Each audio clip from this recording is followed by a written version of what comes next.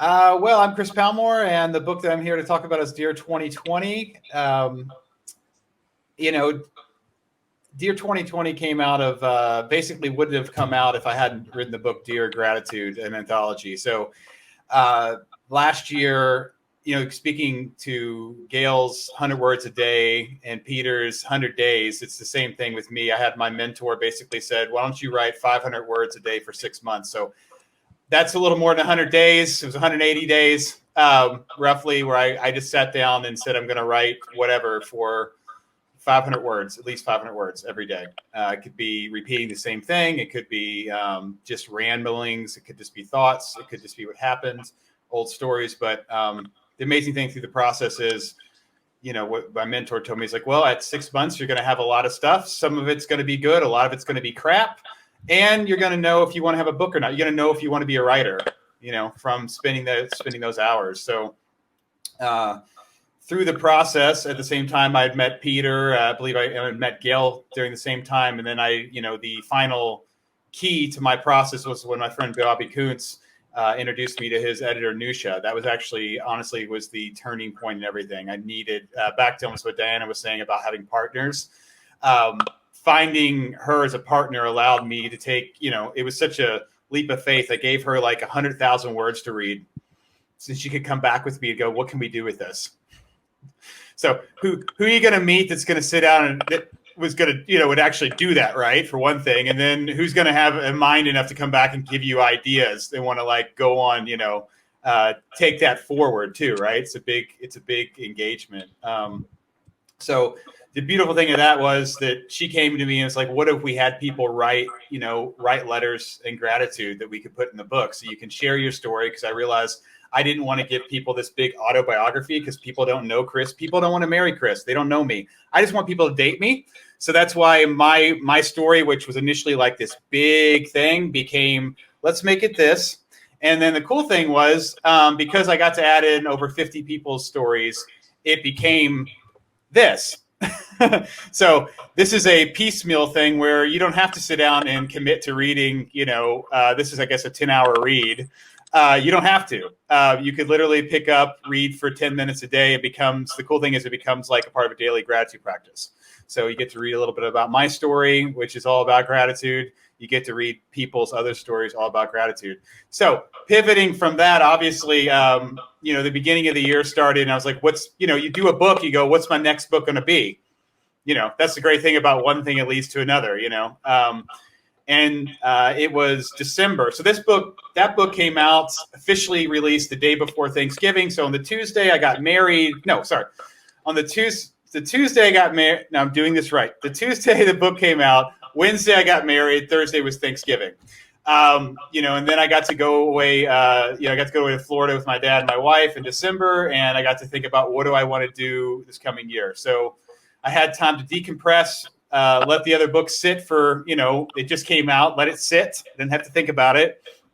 And I was thinking, what can I do? So within that time period, because my mind was opening up, I had many ideas. And one that came back to me was something that was actually part of Dear Gratitude. One of the writing prompts I had talked to but my editor was, what if we engage people to talk about this last year? What if we engage them to talk about COVID?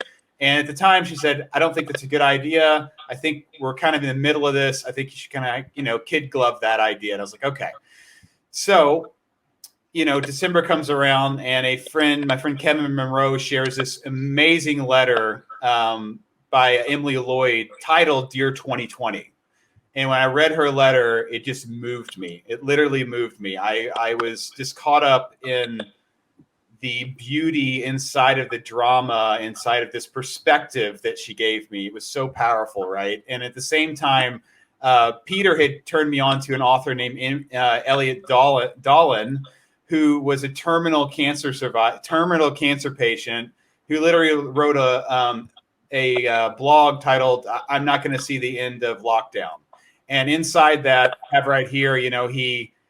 Just to quote him real quick, this is from somebody, and this was posted, I believe, after he passed away. So he wrote this in his last week of his life. He wrote basically the 5 things that he wanted to leave to people. So first, this is the first one. It says, first, the importance of gratitude. During my worst moments, the shock of cancer diagnosis and the mental lows and debilitating symptoms of chemotherapy, it was difficult to picture any future moments of joy, closeness, or love.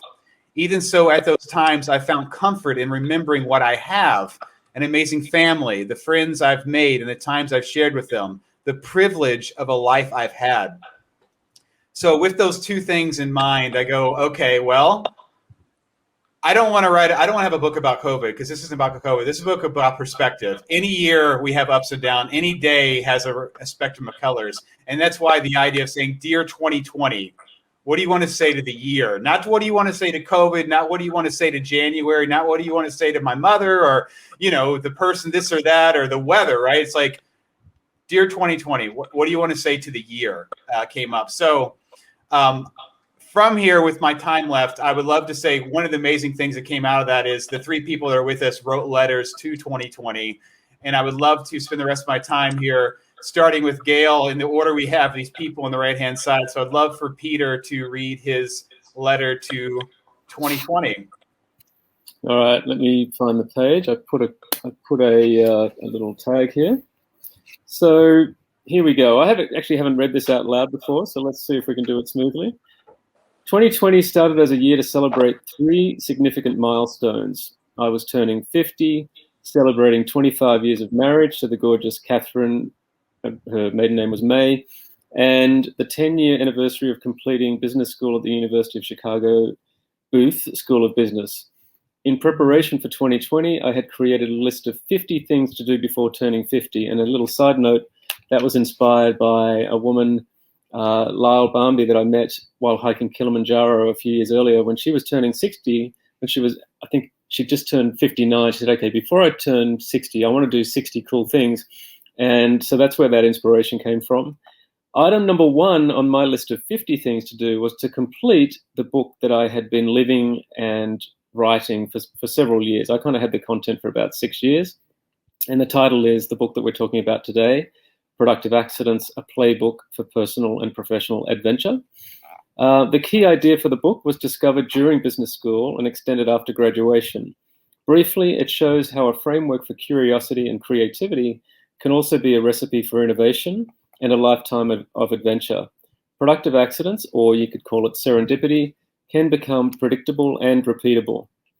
The list of 50 items also featured a series of travel adventures, including a trip from Hong Kong to attend South by Southwest, which is the annual film, music, and startup festival held in Austin, Texas. Next was a trip to Australia to ride in the Tour de Rocks, a cycling event that raises funding for cancer research. We also planned travel to Japan to see the BMX and skateboarding events at the Tokyo Olympics. And our 4th trip was going to be to the awesome Fuji Rock Festival. Business school reunions were also planned in Singapore and Hong Kong. But then COVID-19 struck harder than expected, and all of the events and travel plans were cancelled.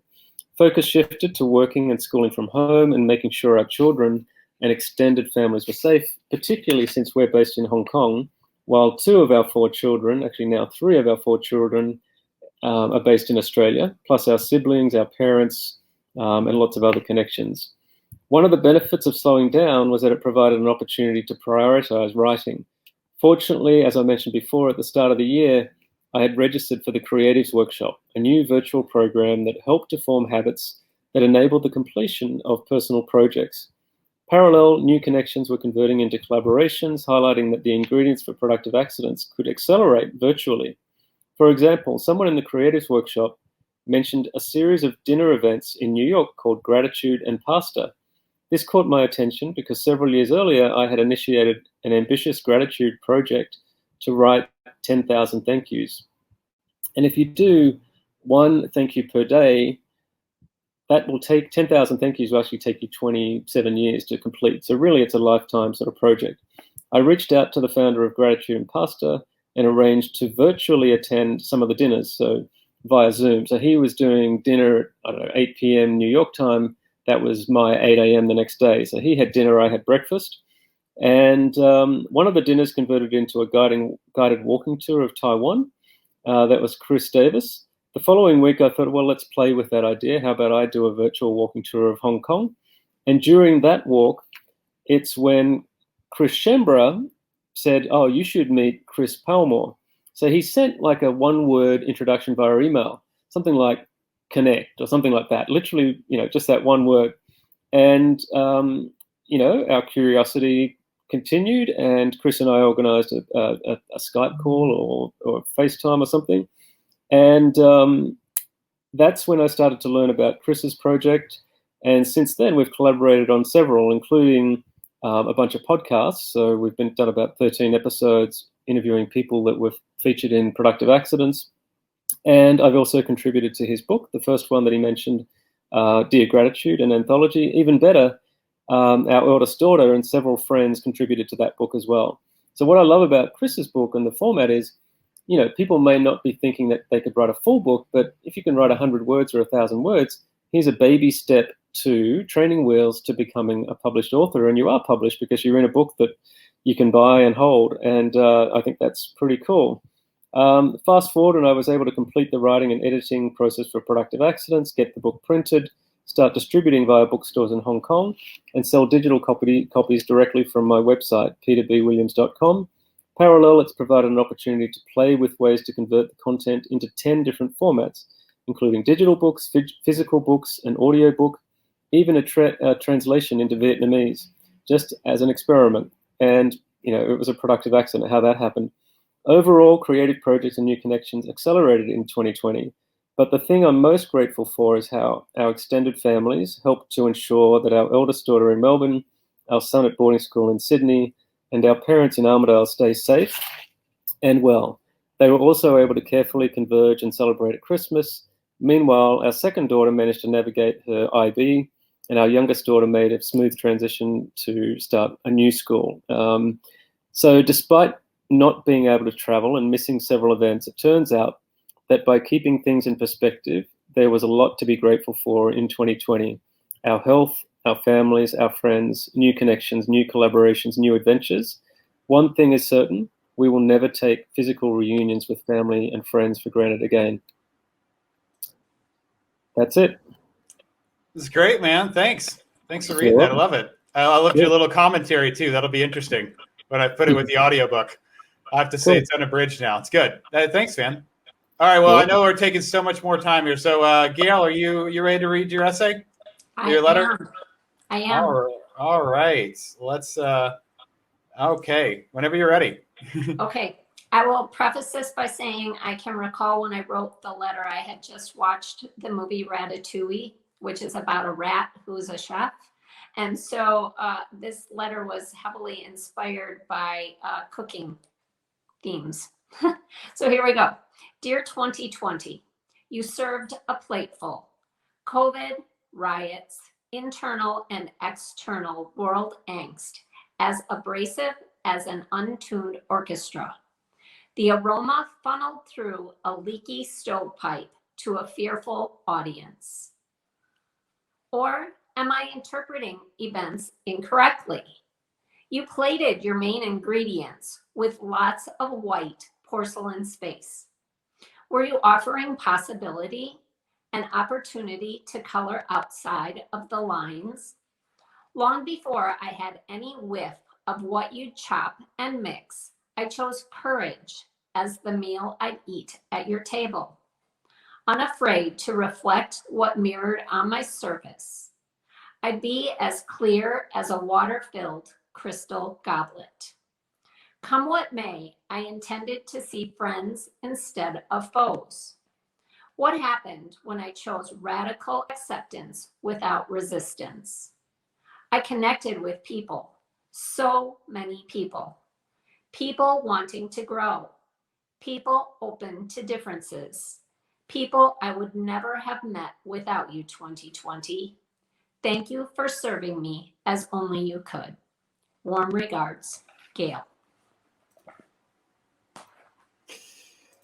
That was beautiful. Thanks, Gail. I love it. Thank you. I love reading. Thank you for even remembering where you wrote it. I love that the little added part there. All right. Well, fantastic, Gail. I agree. It was so much fun, and I love the way you read it. Oh, thank you. All right. Well, Diana's up here. We've got one more reading of the book, and then we will be moving on to Peter's part. All right. This with saying thank you, Chris. This is a story I've never read aloud, and it was a letter I needed to write that I probably never would have written without your invitation. Dear 2020, you took away both of my parents this year, and yet I am grateful. Grateful to sit next to my mother's bird-like bones, her hand in mine, seeing her breathing cease and peace settle over the house. Grateful for my brother on the other side of that bed, holding my other hand as we sang her favorite vagabond song. Far I long to go today, where my heart is ever yearning, far to where the seagulls cry, to the hills with sunset burning. All just after my mornings in hospice with Dad, whose distress was mind-grappling, but somehow eased by the familiar energy of his daughter, his partner, his son, and his friends, who came with the regularity of clock chimes. His bed rolled before the fireplace for cozy warmth, sunlight pouring through the window. This hard year, I felt grateful that they had good deaths. And make no mistake, death is a force that gives us meaning, but it also holds life's moments in stark relief so that we can see more clearly.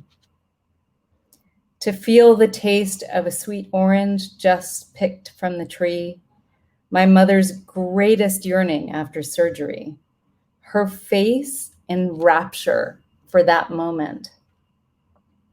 Even to smell the oils as I peeled it for her and see how grateful she was that the doctors finally allowed it. To feel the warmth of the sun as my father sat outside in his wheelchair, his eyes closed, his own energy dissolving into that of the desert air, becoming one again with the universe.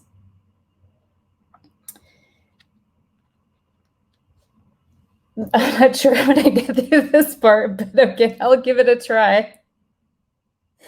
Grateful even for the hard moment of returning to my family to tell my children that not just one, but both of their grandparents had died. The kids' little bodies racked with unaccustomed pain and grief, their arms around me during a year when tides of grief returned again and again. Those little arms so strong in love. We laugh and we joke about seeing the end of this shitty little creep of a year. But it has been like Gollum in The Lord of the Rings, showing us we are frail and ugly, greedy and ashamed, but still beautiful. I am grateful for a year that showed me so much beauty through loss and through love. Wow, thank you. Thank you, Diana. Well done, Diana. It's amazing. Beautiful. I just wanted to thank you for thanking me. Thank you. I'm going to take one more minute I wanted to share this with you personally. I have a memory of reading your letter that I will never, ever forget. So it was New Year's Day.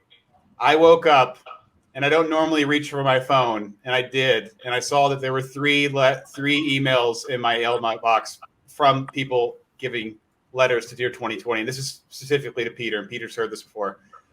I read your letter half sitting in my bed, and as soon as I started reading that first opening passage made my body change.